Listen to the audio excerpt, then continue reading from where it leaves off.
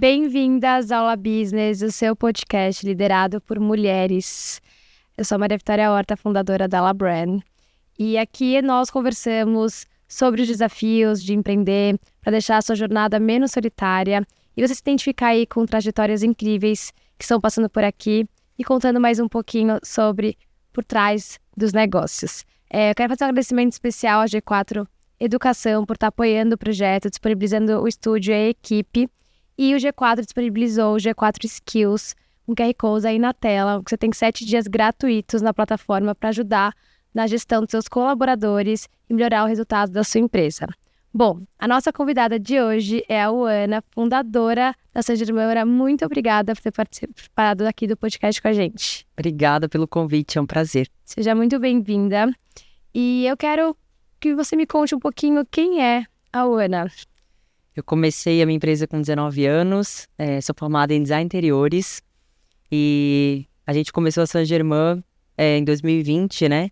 E eu comecei realmente sempre com esse intuito de empreender, de ter meu próprio negócio.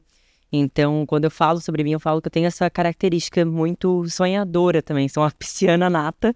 Então, sem dúvidas, essa é a minha principal característica, assim, e a Saint-Germain é a realização de um sonho, né? Sempre me vi como empreendedora, a mulher à frente de um negócio, sempre tive isso, ainda mais inspiração da minha mãe. Minha mãe tem um escritório de design interiores há 14 anos, então eu sempre fui incentivada também a criar meu próprio negócio. E da onde veio a ideia da Saint-Germain? Lá na pandemia, a gente queria ter um e-commerce, um negócio, mas a gente também não sabia muito o que vender, né, na internet. Então a gente começou a estudar vários públicos, vários nichos, até achar uma oportunidade de mercado. E eu sempre falo isso, que a Saint-Germain, relógios no caso, foi uma oportunidade de mercado. A gente não conhecia sobre o produto, a gente não era apaixonado por relógios ou colecionador de relógios. Então a gente viu uma oportunidade de mercado e a gente decidiu arriscar nesse nicho. Então a Saint-Germain, ela veio mais também para a gente conseguir realizar os nossos sonhos pessoais. Assim, eu estava recém fazendo na minha faculdade de design interiores, o meu sócio engenheiro civil, mas a gente não tinha se encontrado 100% ainda, sabe? E eu acho que a gente sempre foi muito ligado na internet, a gente sempre gostou muito desse meio. Então a gente estava meio que presos dentro de um escritório e a gente queria inovação, a gente queria muito essa pegada do marketing, que foi algo que a gente sempre gostou. Então a Saint-Germain, ela surgiu muito de tentar achar o nosso caminho, assim, pode-se dizer. E como que foi esse processo de construção de marca? Você teve a ideia, então, eu quero abrir uma marca de relógio. Como que foi esse processo? A gente sempre quis ficar conhecido como uma marca própria. E a gente sabe que isso leva um tempo, Sim. né? Tem um processo aí mais demorado. Então, a gente já começou sempre com esse posicionamento de marca. E a gente sempre olhou para a Saint-Germain como se a gente já fosse uma loja imensa quando a gente estava ali no primeiro ano. Assim, a gente sempre olhou mais a longo prazo. Então, essa construção de marca foi um processo. A gente sempre trabalhou muito nisso, em questão de branding, de posicionamento de marca, de lançar coleções que marcassem, realmente que tivessem o nosso diferencial. Então a gente sempre buscou esse posicionamento, principalmente através das redes sociais. Eu acho que essa foi o principal ponto, a principal estratégia que a gente utilizou desde o começo da marca, as redes sociais. Que hoje em dia faz parte do negócio, né? Para você se desenvolver, vender, trabalhar o marketing, enfim, tudo. E quando você abriu a empresa, teve 2 pontos muito desafiadores, né? Você é muito jovem, 19 anos, abrindo uma marca própria. E também com um sócio, que é o seu marido. Me conta um pouquinho, primeiro da parte de 19 anos, qual foi o maior desafio, assim, sendo uma empreendedora jovem no mercado? Eu acho que a parte mais de se colocar à frente de um negócio, né? Eu nunca tinha tido nada meu, pode-se dizer, eu trabalhava com a minha mãe, então a gente sabe como é trabalhar Sim. com família, né?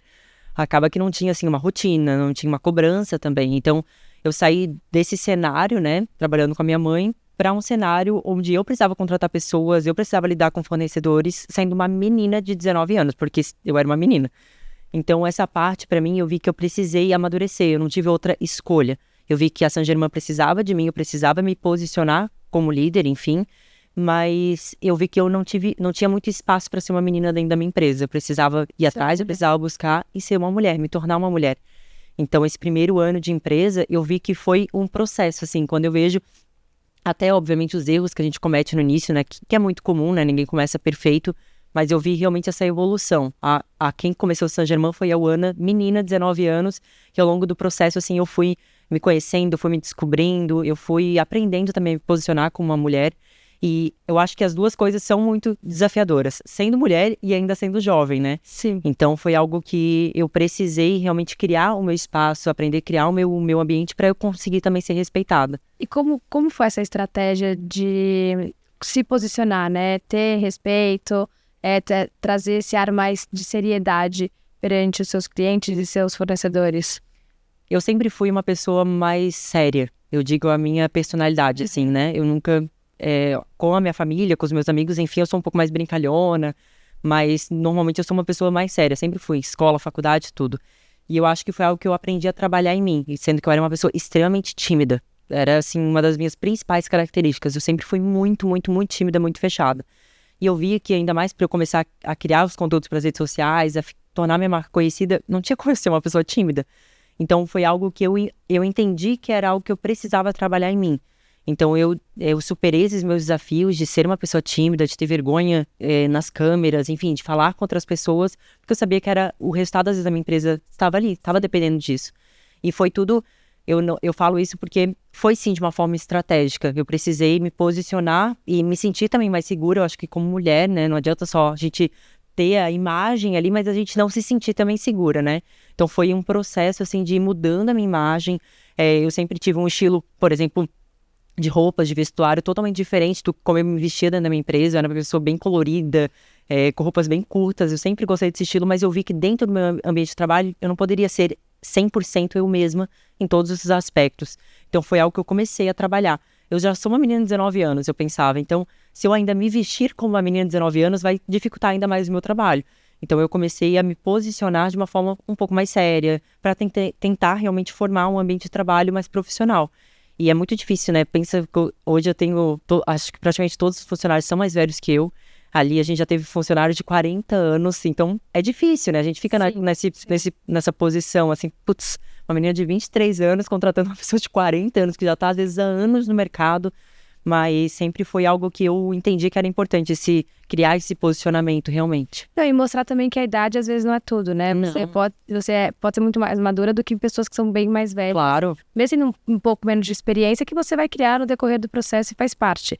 E você falou também sobre a timidez, né? De colocar a cara ali na marca. Cada vez mais a internet e os seguidores buscam uma humanização da marca. Sem dúvida. Quem tá ali atrás da empresa mesmo. Em vez de você ser muito presente, isso é muito legal. E o desafio de ter um sócio, ainda mais sendo seu marido. Como que foi esse processo? Sempre quis ter um sócio. E como que você faz essa divisão aí do pessoal pro profissional? A gente começou quando a gente era noivos, né? Então, eu sempre falo isso, a gente trabalhava juntos, tendo aquela rotina ali, mas depois cada um ia para sua casa. Então era a paz, né? Cada um depois ficava na sua vida e tava tudo certo. A partir do momento que a gente começou a morar junto e a gente começou a trabalhar 100% juntos, no caso, a gente teve que sentar e, olha, vamos definir as funções, vamos dividir certinho, porque acabou que sim, a gente começou a misturar muitas coisas, né? Eu falava até isso no começo do nosso relacionamento, quando a gente começou a morar junto, no caso, que parecia que a minha casa era um ambiente de trabalho, porque eu tava no meu escritório falando de trabalho, eu tava em casa falando de trabalho. Ficava algo que tava meio que sufocando também nosso relacionamento. Então hoje a gente aprendeu a separar um pouco e eu acho que um sócio ele tem que vir para somar. E quando a gente começou a San Germain, a gente já sempre começou juntos, né, a marca. Então a gente tem que entender que o sócio ele tá ali para dar o melhor dele. Que se cometeu algum erro, obviamente não é de propósito. Então a gente tenta sempre ter esse relacionamento de tentar confiar 100% no que é dado das funções de cada um, assim. Então, acho que essa foi uma parte que depois que a gente sentou, teve essa conversa, acho que fez total diferença. E hoje em dia eu vejo que a gente tenta ter momentos mais a sós também, sabe? Estamos em casa, vamos jantar, vamos guardar o celular, não vamos falar de trabalho, porque senão fica que a gente só fala de trabalho, a gente sai com os nossos amigos, a gente continua falando de trabalho e fica, às vezes, uma situação que às vezes a gente não consegue, enfim, falar de outras coisas e descansar também a nossa cabeça, né? Então, principalmente, a gente já está há 4 anos, né, dentro da marca, na San Germain, e normalmente no começo a gente tem que se entregar mais, se jogar de cabeça é normal. Eu não me arrependo disso, porque a gente se jogou muito. Primeiro ano da San Germain a gente fala que parece que a gente não viveu, a gente viveu para a marca em si. Mas hoje a gente já aprende a ter os nossos momentos, porque fazem a diferença, né? Eu vejo que, às vezes, é numa viagem, ou é num jantar que eu tenho uma ideia para a empresa, porque eu relaxei a minha cabeça, sabe? Eu saí daquele ambiente, daquela ansiedade. Então, acho que separar as funções é algo que pra gente fez total diferença. Você falou desse primeiro ano que vocês viveram para a marca. Faz parte do processo de empreender também, né? Faz. Você abdicar de coisas da sua vida, para pessoal, enfim, que você gosta e que não faz parte daquele momento para priorizar a empresa e crescer. Então, foi um processo que vocês passaram e depois conseguiram se organizar. E eu acho que uma grande dica é o que você falou, cada um saber a sua função dentro da empresa, né? Não misturar, porque aí acaba um atropelando o outro, pode gerar aí um conflito. Com certeza. Que a gente escuta muito isso das sociedades. E um outro ponto também que você falou, que você trabalhou com a sua mãe antes de abrir a Saint-Germain. Você achou que foi necessário ter um trabalho antes? Teve alguma coisa... Foram outros desafios dentro da Saint-Germain? Teve coisas que você aplicou na empresa passada, na empresa atual? Como que foi esse processo? Eu confesso que não. Eu fui muito, muito, muito crua. Porque quando eu comecei a trabalhar com a minha mãe, eu via que eu era muito a filha da dona. Então, eu não tinha também tanto espaço para ser também uma funcionária comum lá dentro da empresa dela. Então, eu via que eu não conseguia aprender muito dessa parte que, para mim, acho que teria feito mais diferença dentro da Saint-Germain, sabe? Eu acho que aprender, principalmente o que eu aprendi, né, na verdade, trabalhando com a minha mãe, foi mais esse posicionamento como mulher. Minha mãe trabalha muito em obra. Então, ela lida muito com pedreiro diariamente. Sim. Então, ela chega numa obra e ela tem que ser escutada, ela tem que ser ouvida, ela tem que ser levada a sério. Então, acho que o que eu consegui levar muito para Saint-Germain foi muito assim, eu sei como a minha mãe posicionava lá numa obra, lá com os pedreiros, então eu preciso também ser firme assim. E não é gritar, não é isso, mas ter uma postura como uma líder e mostrar que a gente tem conhecimento. Porque é isso que se torna uma pessoa um líder. Sim. É mostrar que ele tem um conhecimento maior. Então, eu sempre entendi muito isso, sabe? Como a gente consegue, ainda mais a gente como mulher, como a gente precisa construir o nosso espaço lá dentro de uma forma também feminina, que é o que a gente é, mas sempre também sendo levado a sério, né? Então, acho que esse foi o melhor ensinamento, assim, que eu tive dentro do meu trabalho para eu ter levado para Saint-Germain. Infelizmente, esse preconceito, às vezes com mulheres no negócio, ele existe até entre as mulheres sem a gente perceber. Muito. Eu falo isso até pelas experiências profissionais que eu já tive, por exemplo, com o meu sócio. A forma da minha cliente, mulher, falar comigo é completamente diferente da forma que ela vai falar com o meu sócio. Muito. Né? No tom de voz, a forma de funcionar, nas palavras que ela vai usar. E ela mesma não percebe que ela tá agindo de uma forma diferente, né? Porque ela acha que tem mais autoridade, às vezes, por ser de mulher para mulher do que do homem, tem um certo receio. Então, de fato, a gente se posicionar é muito importante. Faz muita diferença na empresa. E entrando no ponto da marca, quais são as estratégias que vocês usam hoje para despertar desejo no cliente? Eu acho que a principal estratégia para a gente criar desejo é as nossas influenciadoras. Eu vejo que a gente cria conteúdos nas redes sociais, conteúdos que valorizam os nossos produtos. A gente também faz muitos anúncios, a gente trabalha muito com tráfego pago, então eu acho que isso influencia muito. Mas ter ali uma influenciadora, na verdade várias influenciadoras falando do produto, chega uma hora que parece que a pessoa ela aceita aquele produto e pronto. Eu até falo, teve uma coleção de relógios que a gente lançou, da nossa coleção Square. Quando a gente lançou esse produto, eu particularmente não era meu gosto pessoal. A gente lança, obviamente, coisas que nem sempre é o nosso estilo, mas a gente sabe que é uma tendência de mercado. De tantas influenciadoras postarem, hoje é um dos meus modelos favoritos de relógio. Porque é isso, eu acho que elas criam desejo. Acho que a gente consegue criar esses conteúdos dessas influenciadoras de uma forma que a gente parece que quer se vestir daquela forma, parece que elas combinam os produtos de uma forma diferente. Então, eu acho que esse desejo que a Saint-Germain veio criando ao longo desses anos veio muito pelas nossas influenciadoras digitais. E a gente recebe muito esse feedback, né? Às vezes os nossos clientes, enfim, eles mandam, quero o relógio desse influenciador, quero o relógio dessa influenciadora. Tem junto esse bracelete, tem junto essa roupa. Tipo, às vezes a pessoa parece que quer comprar o completo do influenciador. E ela não quer outro modelo, outra cor, ela quer exatamente ela quer aquele. Muito. A gente vê uma influenciadora, se ela faz uma publicidade com um relógio específico, o relógio que ela mais vai vender é aquele modelo que ela tá no pulso. Então, eu acho que criar esse desejo através dos influenciadores foi, assim, muito importante também pra gente se posicionar como marca, né? Porque criar um desejo de um produto é algo muito importante, é indispensável hoje em dia. Hoje vocês passam um briefing fechado pra empreendedora ou você deixa um pouco em aberto pra ela fazer? Nada livre. A gente só falta falar, tu tem que falar o oi, tu tem que falar o tchau. A gente faz um briefing bem completo. Eu acho que isso tem que ter, sabe? A influenciadora não tem a obrigação de saber o material do relógio, como que é o fecho, enfim, qual que é as características principais. E eu acho que a marca, ela tem que guiar muito o influenciador, né? Porque às vezes o produto é lindo, a qualidade é impecável, o preço é ótimo, e às vezes a influenciadora não falou aquele detalhe específico que ia fazer vender, sabe? Então, as nossas influenciadoras, a gente guia muito. O modelo é esse, os nossos diferenciais são esses. É muito importante a gente dar esse direcionamento para o influenciador. E a gente sempre aprova também os conteúdos, né? Então, às vezes, aquele influenciador falou alguma coisa errada da marca, enfim, alguma informação, porque isso já teve. Às vezes tem influenciador que fala uma característica X do produto que não tem essa característica. Então, a gente tem que tomar bastante cuidado com isso. Então, a gente gosta de guiar bem os influenciadores. Até para você usar o conteúdo também. Claro, a gente usa sempre. Para influenciadora.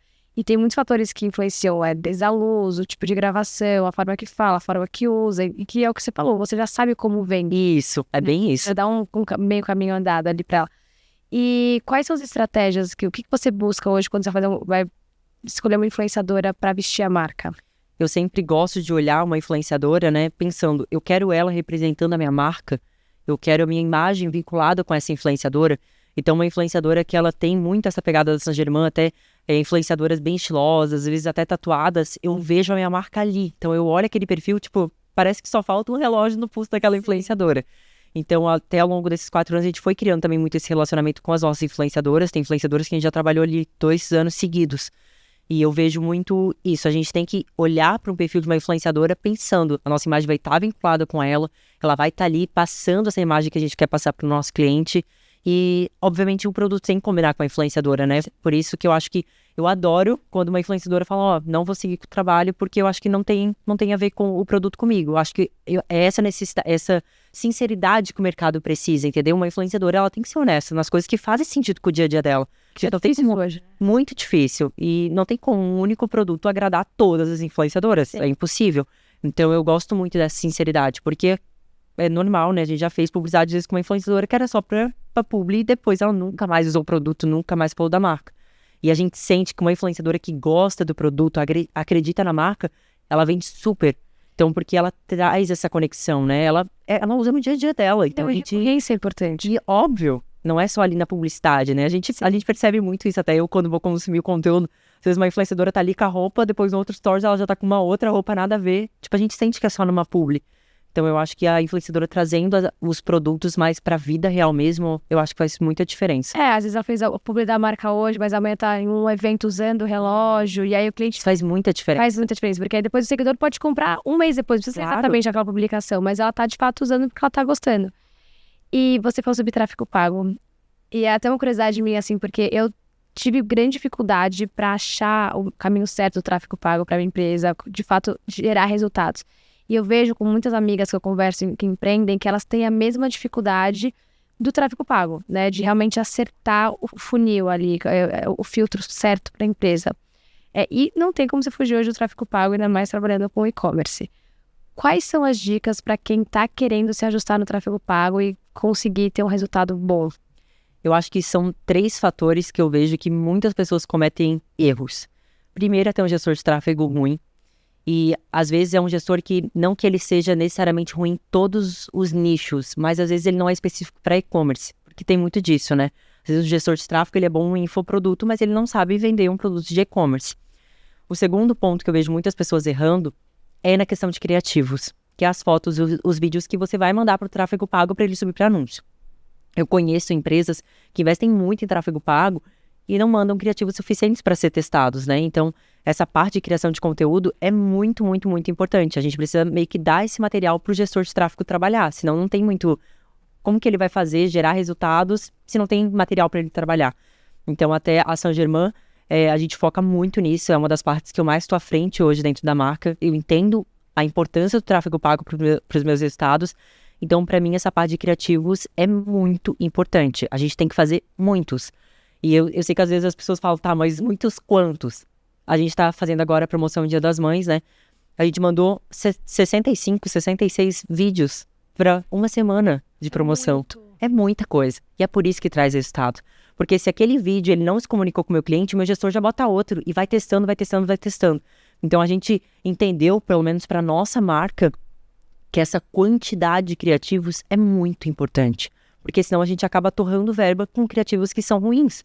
às vezes a gente não vai acertar de primeira. Então, a gente já faz ali um combinado de várias formas diferentes para o gestor ter bastante ali material para ele trabalhar.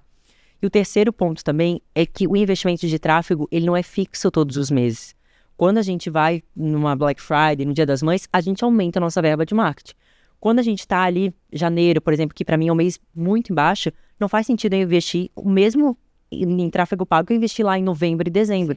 Então, essa verba de tráfego, ela não é fixa, ela é variável. Às vezes até de dia após dia. Então, a gente vê muito outros proprietários de lojas cometendo esse erro. Eu invisto, sei lá, R$5.000 por mês em tráfego pago. Mas você investe sempre isso? Sempre faz 3 anos que eu invisto isso. Mas e a Black Friday? E o Dia das Mães? E quando você está em período de baixa? Quando você está sem estoque, você vai investir a mesma coisa? Não faz sentido. Então, a gente tem esse meio que um calendário de investimento com o nosso gestor de tráfego. Hoje começa a promoção, vamos aumentar o investimento. Tá no final da promoção, agora é Dia das Mães. É domingo, Dia das Mães. Então, a gente não tem mais como a gente entregar a tempo para o nosso cliente. Então, a gente vai começando a reduzir a nossa verba de marketing. Não adianta ter ali anúncios rodando no sábado, se o Dia das Mães é domingo. Então, é muito importante a gente ter essas oscilações também de investimentos. Isso é algo que é muito de ter um relacionamento também com o gestor de tráfego, né? Eu vejo que muitas pessoas acham que empreendedores pagam o gestor, tá ali o meu trabalho, tô pagando fixo para ele que se vire. E não, é um relacionamento muito próximo. A gente tem uma amizade mesmo com o nosso gestor, assim, é muito importante você entender. E a gente começou a marca, a gente não sabia nada sobre tráfego, então é muito importante o gestor também fazer esse papel meio que de professor. Olha, esses são os resultados, é isso que a gente precisa analisar, como que tá sendo aí o resultado de vendas, a gente tem essa conversa também, sabe? Porque a gente não é obrigado a saber de tudo. Sim, também. Não deixar a campanha rodando ali, Não. E analisando, tá dando certo, não tá? Vamos parar. Um acompanhamento, né? Exato. É um acompanhamento, não é um serviço que vai contratar e deixar ali e pagando fixo e pronto. Sim, e é o que você falou também das datas sazonais, né? O cliente, ele tá, às vezes, disposto a gastar no Natal, num Black Friday, num Dia das Mães, num Dia dos Namorados, mas em janeiro ele não tá disposto a gastar, e você vai ficar investindo Às vezes ele tá super sem dinheiro. Exatamente, então você entender mesmo quais são as datas importantes para fazer o investimento e realocar aquela parte financeira ali. Essa parte financeira é muito importante. É muito importante. E você falou também sobre o desenvolvimento de coleção, que às vezes você faz um relógio que não tem o seu estilo, mas tem o estilo de outras pessoas. E isso é muito importante de empreendedor. Às vezes muitas mulheres, ou enfim, homens que querem empreender a marca, quer fazer o que gosta para você. E às vezes você não vai agradar todo mundo, né? Você tem que entender o mercado em si. Que dica você dá para quem está abrindo um negócio de acessórios e quer buscar inspirações, tendências, não pensar só no que realmente gosta? Eu vejo que eu sempre consegui olhar a Saint-Germain como o meu gosto pessoal e a marca Saint-Germain. Óbvio que tem algumas coisas que a gente traz, né, para o nosso gosto pessoal, mas eu sempre tentei focar o que é tendência de mercado, o que está vendendo super lá fora, o que as influenciadoras lá fora, as gringas estão utilizando. Então a gente traz muito dessas referências de fora para a marca. E às vezes, como eu disse, não é o meu gosto pessoal, e é muito engraçado isso. Às vezes os produtos que eu menos usaria, às vezes é o produto que mais vai vender daquela coleção.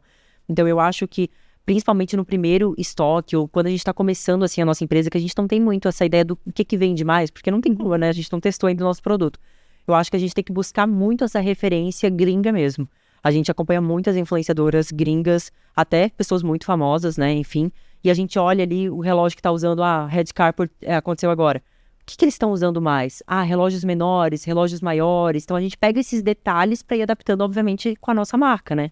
Então a gente tem esse olhar muito estratégico. A mesma coisa na coleção mais masculina, onde é meu sócio que está mais à frente, ele também lança, por exemplo, produtos que não é o gosto dele, mas ele sabe que é importante a gente lançar. Então eu acho que a gente buscando muito essas referências e tentar ver o que vende, e não o que é o seu gosto pessoal, né? Porque nem sempre é isso que vai ser a tendência de mercado, né? Sim. E qual é a diferença do mercado feminino para o masculino? O que você sente aí na questão das vendas, de trabalhar com esse público? Eu acho as mulheres um grande desafio, porque eu acho que o público feminino ele não é tão fiel. Eu não sei se tu tem essa noção, assim, mas eu, por exemplo, eu compro de uma marca, por exemplo, de roupas, eu posso ter amado a peça, mas às vezes se uma outra marca lançar uma outra peça, eu vou comprar. A gente não tem essa tendência, na verdade, a maioria, né, do público feminino, não todas, não tem essa tendência de ser tão fiel a uma única marca específica. Então eu vejo que os homens, eles compram uma vez a Saint-Germain, eu vou entregar dentro do prazo, eles vão gostar do produto, eles vão sempre comprar da marca. Sempre, sempre, sempre, sempre. As mulheres não. mesmo eu entregando um bom produto dentro do prazo, às vezes eu vou lançar uma coleção que ela fala, nada a ver comigo, não vou comprar. Então, a gente vê que elas não são tão fiéis. A gente meio que tem que ir conquistando as mulheres. Então, por isso também uma das nossas estratégias foi lançar muitas coleções. Então, a gente trabalha ali mais ou menos com 100 SKUs dentro da Saint Germain para a gente conseguir lançar uma promoção, lançar uma coleção, os que menos vendem a gente já vai tirando. Então, a gente fica sempre trazendo novidades, mas mesmo assim também a gente não fica aquela montoeira de produtos, né? Mas essa foi uma estratégia que a gente achou para tentar buscando cada vez mais mulheres essa recorrência, na verdade, de compra, né? Porque relógio, querendo ou não é um produto que tem tanta recorrência, não tem tanta recompra. Às vezes você compra 1, 2 relógios vida, né? e pronto, você não fica comprando cada mês um relógio. Então a gente percebeu que para instigar ainda as mulheres a essa compra até, de certa forma, meio compulsiva, pode-se dizer, a gente foi aumentando nosso leque de produtos, lançando coleção de óculos, braceletes e muita coleção de relógios. A gente está lançando assim, a gente tem acho que mais 6, 7 coleções ainda para lançar nesse ano. E sempre com o intuito de trazer essa recorrência da mulher. E a gente percebe ao longo desde o começo da marca que a gente está conseguindo alcançar, porque a gente está lançando relógios diferentes. Às vezes é um relógio menorzinho, às vezes é um outro com a pulseira um pouco maior. Então, ela compra muito mais pensando num acessório. Esse relógio combina mais com esse meu look. O outro relógio com outro look, do que pensando em um relógio em si na sua funcionalidade oficial dele, né? De ver as horas. Então, a gente foi trazendo essa estratégia de lançar muitas coleções, mas olha, o público fiel, o público mulher, ele não é fiel e ele é muito exigente. Eu vejo que as mulheres são muito exigentes. Mas eu pensei que eu tinha a impressão que você fosse falar que o masculino era mais difícil de trabalhar, mas faz muito sentido o que você falou, porque realmente as mulheres, vocês também têm muita opção de marca. Muitas opções. E a gente quer estar sempre se modernizando, sempre comprando uma coisa nova, com um produto novo. O homem já ele tem aquele relógio, aquele acessório. Vai usar sempre, né? Vai usar sempre. A mulher quer estar sempre com alguma coisa nova. Uhum. Então, de fato, acaba tendo esse giro muito, muito maior e é difícil você manter ela ali. E quais são as estratégias hoje de marketing que vocês utilizam, além de influenciadoras e tráfego pago? Eu vejo que uma estratégia que a gente está utilizando bastante agora é trabalhar com programas de afiliados também dentro da marca. Então, a pessoa que ela já tem o meu produto, eu incentivo ela a criar conteúdos de graça para minha marca para ganhar uma comissão em cima disso. Então, a gente percebe que quanto mais a gente vai mostrando para o nosso possível cliente o nosso produto, a marca vai crescendo. Então, não só através de influenciadores digitais. Às vezes, um cliente que ele comprou o seu produto e ele amou o seu produto e vai mostrar para o público dele de uma forma orgânica ou até comentar com família, amigos, isso passa também uma imagem de uma marca que tem essa parte mais de comunidade, entendeu? Então, a partir do começo desse ano, final, na verdade, do ano passado, a gente começou a criar esse programa de afiliados, onde o nosso cliente, ele cria conteúdo para a marca e ele ganha uma comissão por isso. E a gente viu que foi uma estratégia muito boa. Foi, assim, um braço nosso muito importante agora do marketing. E eu vejo que muitos dos nossos clientes estão se conectando com esses compradores da marca, porque às vezes muitas pessoas, a gente trabalha, querendo ou não, com influenciadoras mais ou menos muito parecidas, né? Mais do mesmo nicho. Então, às vezes uma pessoa mais velha ou às vezes uma pessoa mais nova, ela vai se identificar muito mais, às vezes, com o cliente oficial da marca. Sim. Tá ali criando um conteúdo até, de certa forma, meio orgânico, do que às vezes a influenciadora da marca ali, que às vezes não tem nada a ver com o estilo dela. Então, a gente percebeu que a gente aumentar esse leque de pessoas falando da marca foi uma estratégia muito importante. Eu falo que criar conteúdo para as redes sociais é a parte minha da humanização da Saint Germain. Foi, assim, uma virada de chave para a empresa. Eu vejo que as pessoas começaram a tornar muito mais fãs da marca, muito mais fiéis da marca, porque aquilo que você falou no começo. Tá mais de você, né? Isso, as pessoas querem ver quem tá por trás. E ao longo dos primeiros 1 ano e meio, 2 anos da marca, as pessoas me viam dentro de um anúncio, né? Mas eu nunca me apresentei, eu nunca falei quem eu era. As pessoas achavam que eu era só uma pessoa que trabalhava no marketing da empresa. Então, a partir ali do começo, na verdade, do ano passado, onde eu comecei a criar muito esses conteúdos, eu vi que a gente começou também a ter um público mais fiel, assim, à marca. Porque as pessoas começaram a me conhecer minha história. E querendo ou não, a gente gosta de comprar de pessoas, a gente gosta de entender a história da marca, né? Também. Identificar. Então, eu vejo que esse também foi um trabalho muito importante. Eu me arrependo de não ter começado antes, a humanizar a marca, fazer essa humanização tão forte igual eu faço hoje nas minhas redes sociais. Eu sou uma pessoa que eu fujo um pouco dessa parte de colocar a cara ali, né, e produzir esse conteúdo, porque de fato dá muito trabalho. Dá muito trabalho. Às vezes você pensa assim, eu tenho coisa mais importante pra fazer, eu preciso ver o negócio financeiro, eu preciso ver a questão do cliente, só que isso faz parte do crescimento ali da empresa. É tão importante quanto, né? Então, você se organizar pra criar esses conteúdos E a plataforma tá aí, o Instagram, o TikTok, diversas redes sociais para você trabalhar o marketing. Por que não criar esse conteúdo, né? E eu sou uma pessoa que eu tenho esse problema. Eu vejo o quanto você produz. E ouvir, escutar que de fato faz diferença é um incentivo para a gente priorizar e para colocar na empresa. E o que você comentou também do marketing com clientes, todo mundo tem a sua comunidade, não só influenciador, né? Então, o cliente, por mais poucos seguidores que ele tem uma comunidade, uma rede de amigos ali, que ele vai estar produzindo aquele conteúdo. Com certeza. E você está dando voz para ele também, você está dando um retorno para o cliente, né? Trazendo ele para a marca. Então, isso é muito legal. E eu vejo cada vez mais as marcas estão usando essa estratégia. Então, não só limitar os influenciadores, mas por que não também trabalhar ali com os seus clientes de uma forma legal e bonificar eles de alguma forma. Com certeza, eu vejo que é uma tendência também de mercado, né? Tem tantas marcas sendo lançadas diariamente, tantas opções para o nosso cliente. Então, quando ele é tratado de uma forma especial, eu tô te vendo, eu gosto do teu conteúdo, eu confio em você, eu quero você representando a minha marca, ele se sente parte daquilo. Exato. Então, a gente percebe que o cliente ele fica mais fiel, ele se sente valorizado. Isso é muito importante. Então, no meio de tantas outras marcas que estão no mercado, quando a gente olha para o cliente, a gente dá espaço a ele se torna muito fiel, muito fiel. E quando vocês montaram o e-commerce, quais foram os maiores desafios da parte online? Porque tem muitas marcas hoje que eles têm problemas de sistema, não contratam a plataforma certa, cai na hora da venda, isso atrapalha na questão, né, do resultado final. Como que foi esse processo da criação do e-commerce? A gente sempre foi bem pé no chão, assim, quando a gente começou, a gente ficou bastante tempo pesquisando sobre isso, de plataformas, a gente pegava muito feedback de outros lojistas que já estavam anos no mercado, pra gente não cometer aquele erro, às vezes, vou contratar essa plataforma porque eu acho que é boa e depois, às vezes, vai acabar dando algum problema, né? Então, todas as plataformas, praticamente todas, na verdade, que a gente começou a marca, principalmente no caso da nossa plataforma de site, a gente sempre manteve a mesma, porque a gente já fez uma escolha mais consciente, pode-se dizer. Eu vejo que, às vezes, as pessoas, vou começar com uma plataforma que é mais para iniciante mesmo, e depois, quando eu for crescendo, eu vou mudar. Aquele barato sai caro, né? É bem isso, exatamente isso, o barato sai caro. Porque quando a gente muda de plataforma, a gente perde toda ali a nossa base de clientes. Então, você começa meio que os seus leads orgânicos do seu site de graça, do zero, né? Então, assim, você começar tudo de novo, mudando de plataforma, não faz sentido. Então, no começo, a gente foi muito certeiro, assim, vou começar com uma plataforma que vai conseguir fazer esse suporte inicial, ainda mais porque a gente não tinha nenhuma experiência de criar site, nada, eu não sabia fazer nada dessa parte, então eu precisava desse auxílio, no caso, mas para eu ter a consciência de, quando eu continuar crescendo, a plataforma vai me suprir, no caso, né, vai suportar o meu crescimento. Então, assim, a gente nunca teve problema em relação a isso, em plataformas e sistemas. Claro que estoque é um problema, acho que da maioria dos lojistas, e a gente trabalha com processo de importação. Então, estoque, carga parada, acontece muito. E eu gosto até de trazer um pouco dessa humanização também para minhas redes sociais, para mostrar que nem tudo são flores. Sim. Mesmo a Saint-Germain já estando há 4 anos, tem problema de estoque, tem furo de estoque. Às vezes a gente lança um produto e ele não acaba vendendo como a gente gostaria, é normal. Mas eu acho que dessa parte de e-commerce mesmo, a parte de importação é um processo bem desafiador, assim, que consome a nossa saúde mental. A gente estava agora, no começo do ano, com 3 cargas paradas de lançamento.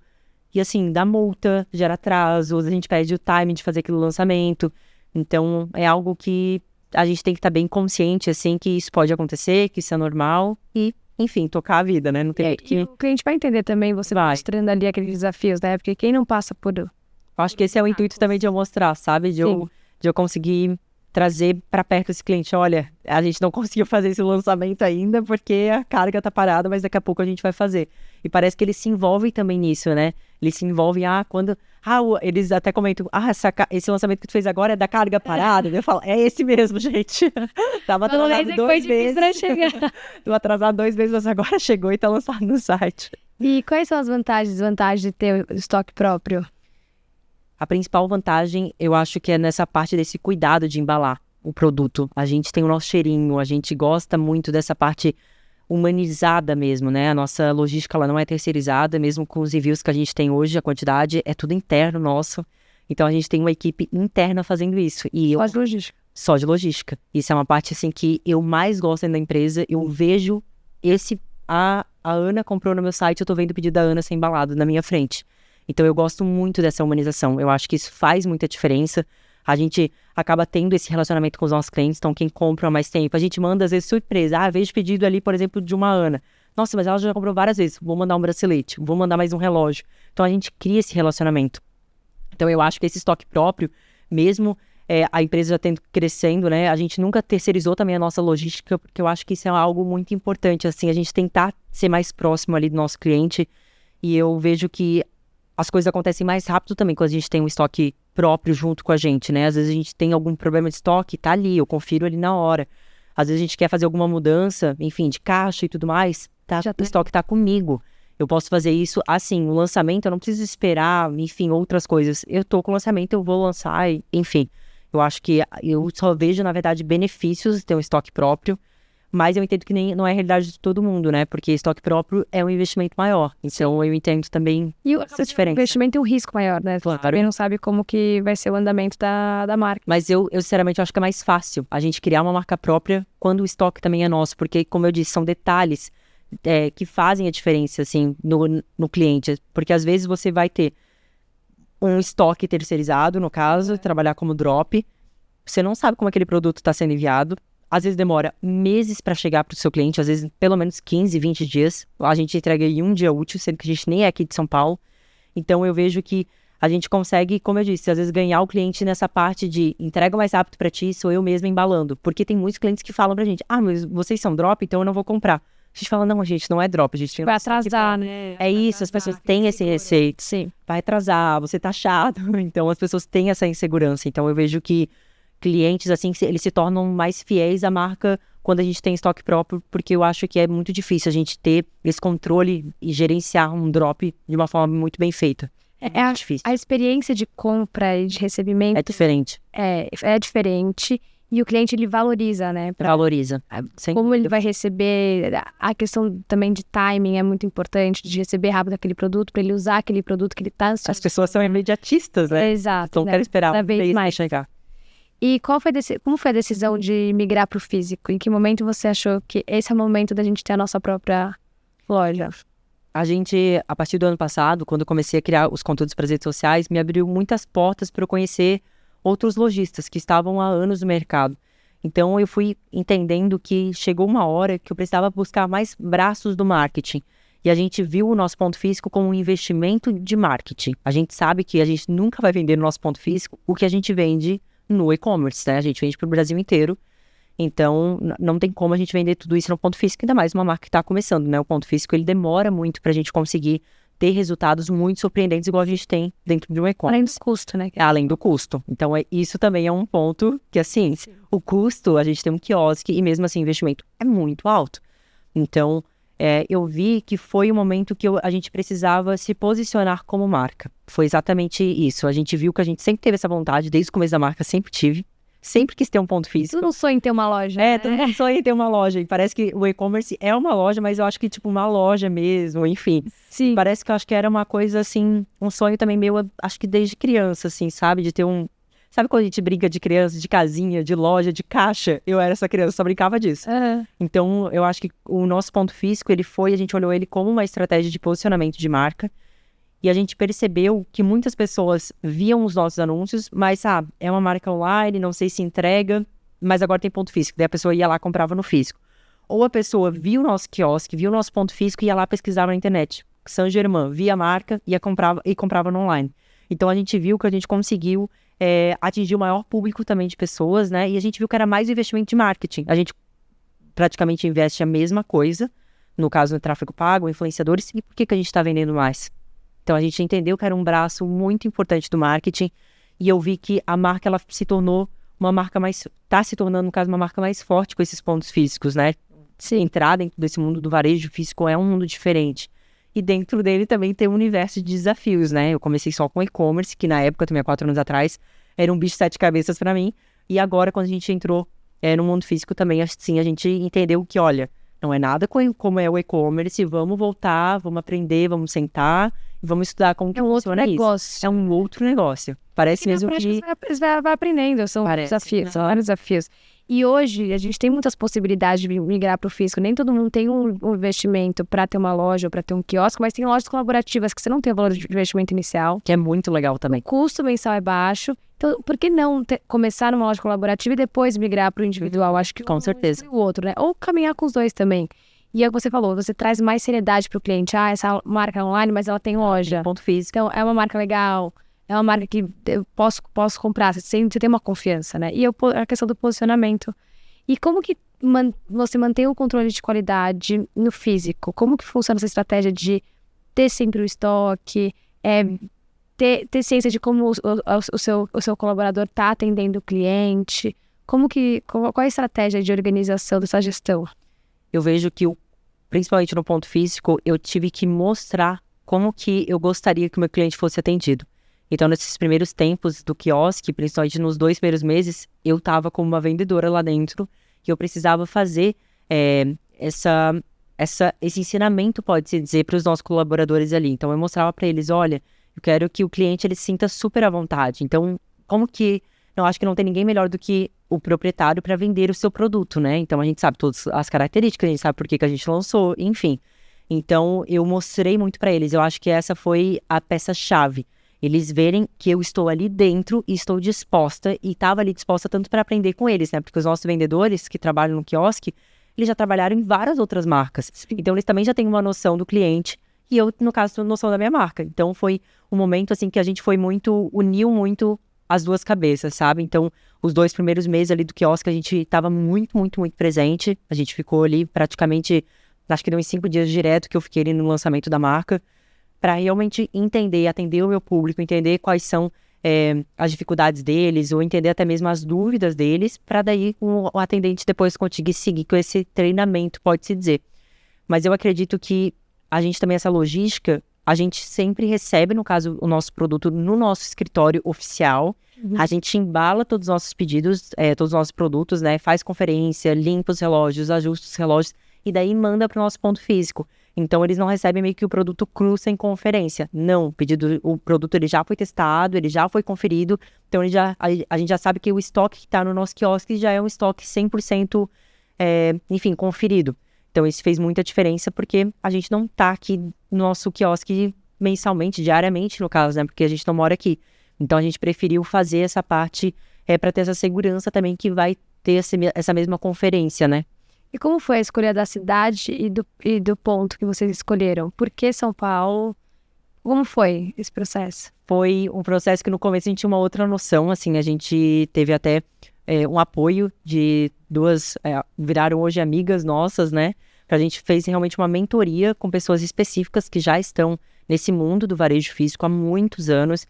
E eu acho que é muito comum o proprietário, ele querer uma loja perto dele, né? Eu moro em Balneário, eu queria uma loja perto de mim. Quero ir ali na loja todo dia, quero ter esse acompanhamento diário. E a gente percebeu que não adiantava isso, porque o meu público ele não está em Balneário, ele está em São Paulo. Então não adiantava eu abrir o meu primeiro ponto físico para eu validar se o meu produto vende no ponto físico numa cidade que não é onde meu público está. Então, a gente decidiu abrir em São Paulo, porque de todos os lugares que a gente vende, São Paulo, sem dúvidas, é onde a gente mais tem os nossos consumidores. Então, a gente decidiu abrir em São Paulo, e o estudo do shopping foi feito através dessas pessoas específicas para isso, né? É muito importante a gente entender isso, porque às vezes seu produto é bom, mas ele está no lugar errado. Tem público A, tem público B, tem público C, e você tem que estar ali mostrando seu produto para o público certo, porque senão não adianta você colocar o seu produto no melhor shopping, que não é aquilo que vai vender. Não necessariamente. Não tá lá também. Às vezes o público não tá lá. Então a gente foi muito consciente nisso, mas o ponto físico também foi uma loucura, assim. Quando a gente é muito imediatista, né? Então eu sendo meu sócio. Então quando a gente falou quero um ponto físico, foi algo assim de 5 meses, o nosso quiosque estava pronto lá no lugar. Muito em dezembro, Natal, a gente já tava assim bombando, vendendo super. Então foi muito rápido também. E eu acho que o e-commerce, ele é muito assim, né? Daí, quando a gente foi pro físico, a gente entendeu. Calma, as coisas são mais devagar, a gente tem que estudar shopping, a gente tem que ver o ponto e tudo mais. Então, a gente sentiu esse baque, assim, essa diferença. No e-commerce, as coisas acontecem muito rápido. E no varejo, tem todo o tempo, assim, maior. Processo de maturação diferente, né? Muito diferente, muito diferente. E tem spoiler aí de próximos pontos, de próximas cidades que eles vão abrir? Como que tá esse projeto? Tem. Primeiro, a gente quer validar mais quiosques aqui em São Paulo. A gente tem um sonho de abrir pelo menos mais 5 aqui em São Paulo. e depois a gente começar a abrir em outras regiões, né? Em Balneário Camboriú, que é a nossa região, com certeza a gente quer abrir. É muito, muito interessante também o nosso público que a gente tem lá. E, claro, daí realizar esse sonho também de ter um ponto físico próximo da gente, né? Pra gente ter esse acompanhamento, e ainda mais que Balneário recebe muitos turistas. Então é uma cidade legal também, sem dúvidas. Mas a gente quer validar mais ainda São Paulo, ter mais pontos em São Paulo, até porque São Paulo tudo é longe, né? E depois, daí sim, a gente expandir para outros lugares. Rio de Janeiro, Curitiba, são outros lugares que a gente sabe que o nosso público também tá lá. E como foi? Vocês abriram a marca focado em relógio, e aí em que momento que vocês tiveram a ideia de migrar para outras frentes, como óculos? Entra muito naquilo que eu te disse do público da mulher, porque a gente viu que o nosso produto não tem tanta recorrência, né? A gente já sabia disso desde quando a gente começou a marca. Então a gente pensou, o que a gente pode fazer para as pessoas continuarem comprando o nosso produto? Então a gente decidiu expandir daí o nosso leque de produtos, começando a nossa linha de óculos. A Saint Germain, ela sempre vai ser uma marca de relógios, a gente sempre vai se posicionar como principal produto, os nossos relógios, mas a gente também percebeu isso do ponto físico, porque é uma tendência diferente. Então a gente viu que às vezes nossos clientes chegavam no ponto físico, mas vende só relógio? Não tem outras coisas, não tem... Então a gente percebeu que a gente tem um leque maior de produtos, no físico funcionaria também muito melhor. Então a gente fez a gente sempre quis lançar óculos, sempre foi, mas a gente lançou no momento que a gente também pensou que o público estaria mais receptivo, pode-se dizer assim. Então, a gente não queria confundir o público, né? Porque a confusão só confunde o cliente e não converte em vendas. Então, a gente não queria que o cliente chegasse, mas agora vocês vendem óculos e não vão mais vender relógio. Não. Então, a gente quis se posicionar bem com os nossos relógios, a partir do momento que já estava conhecido por relógios, a nossa marca, para daí sim a gente trazer a nossa linha de óculos, e a gente se surpreendeu muito com o resultado, muito. A gente já tinha os nossos braceletes, as nossas carteiras, mas assim, o óculos, acho que a gente conseguiu entender o que o mercado queria, os nossos clientes queriam, né? E tá sendo uma estratégia que a gente já tá validando agora, principalmente nessa promoção Dia das Mães, que o cliente, ele tá comprando mais de um produto da marca, porque ele quer também um relógio, ele quer um relógio que é um óculos, que é usar o conjunto, né?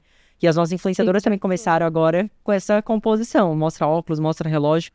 Então, a gente decidiu expandir o nosso leque para fidelizar a recompra e também por causa do nosso ponto físico ter mais de um produto. E como funciona esse planejamento, assim, para não perder o foco do relógio, mas também trazer uma outra cartela de produtos? Como que vocês fazem a estratégia de comunicação nas redes sociais?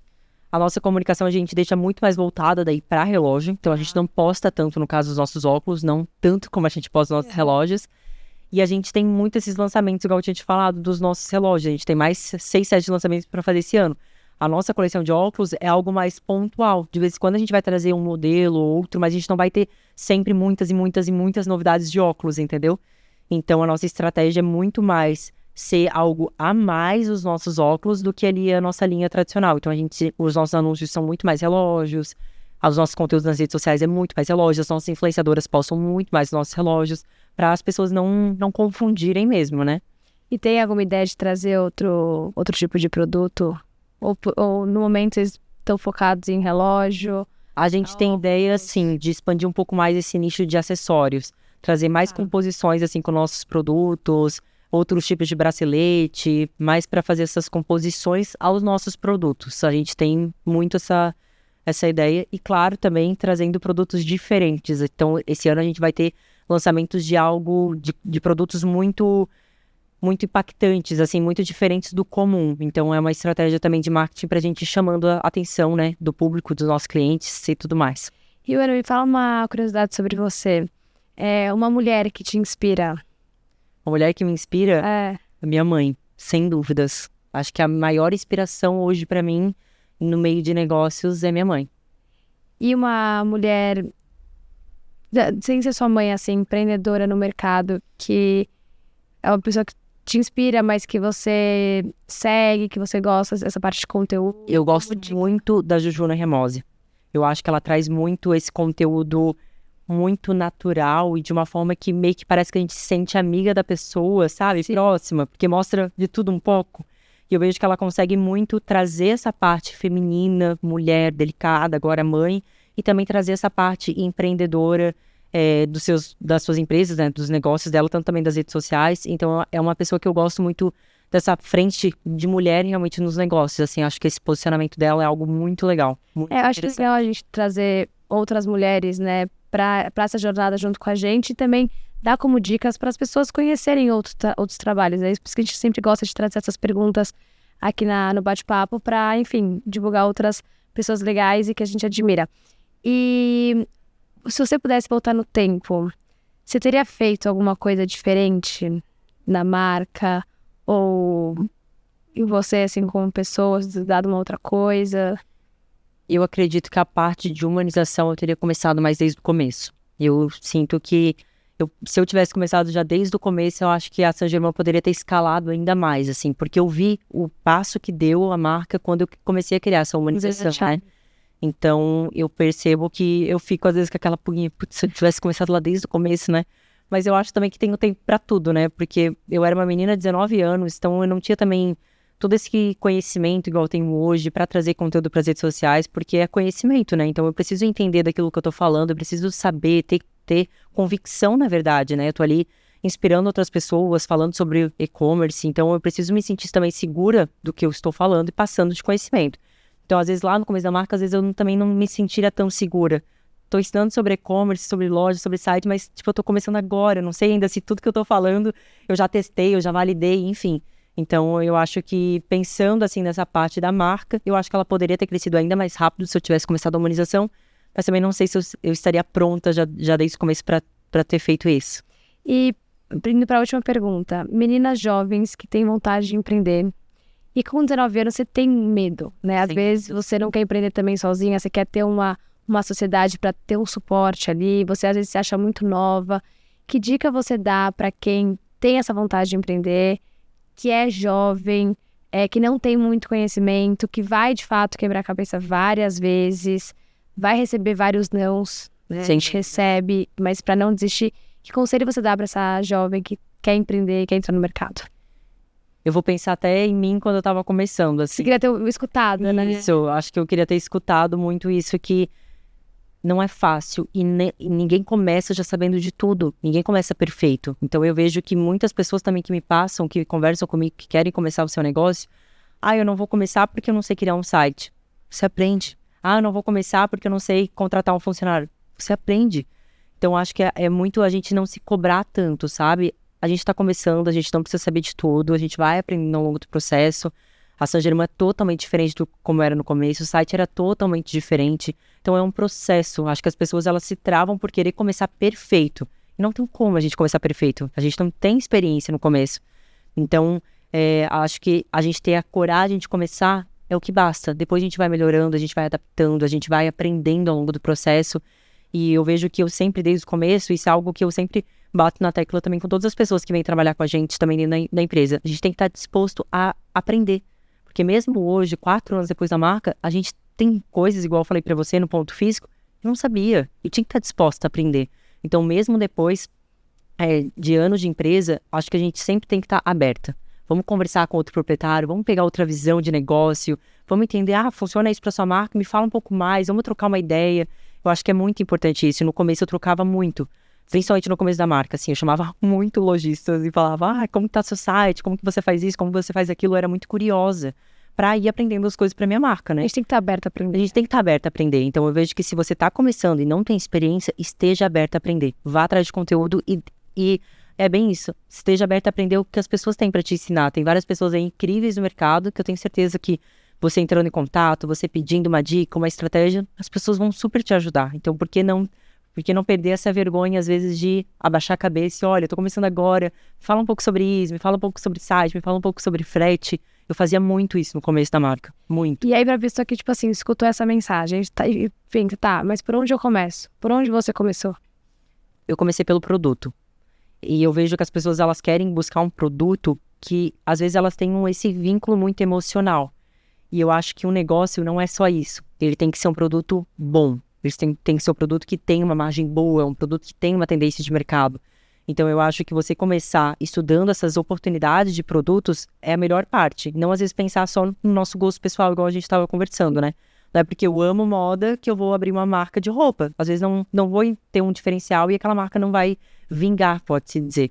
Então, a gente fazendo esse estudo mais de mercado e a gente entendendo isso de uma forma, pensando mais a longo prazo, é muito, muito, muito importante. E tudo começa pelo produto, né? Um bom produto, a gente constrói uma boa marca, a gente constrói um bom branding e a marca vira consolidada no mercado. E depois vai estruturando a parte de empresa, processo. Tudo isso a gente vai aprendendo no caminho. Não sabia nada e fui aprendendo tudo, quebrei muita cabeça.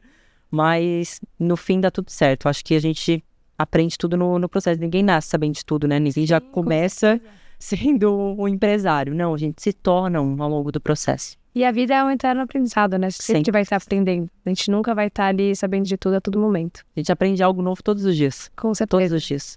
E Mara, deixa as suas redes sociais da marca para as pessoas te seguirem. E se quiser deixar algum recado final, fica super à vontade. Tá bom, vou deixar aqui embaixo, então, aqui que eles deixam. Sim. O arroba, que é o @Amorim. E o arroba também da Saint Germain, que é arroba Saint Germain Brand. Muito obrigada pelo bate-papo. Pelo convite. A gente conhecer melhor. Obrigada.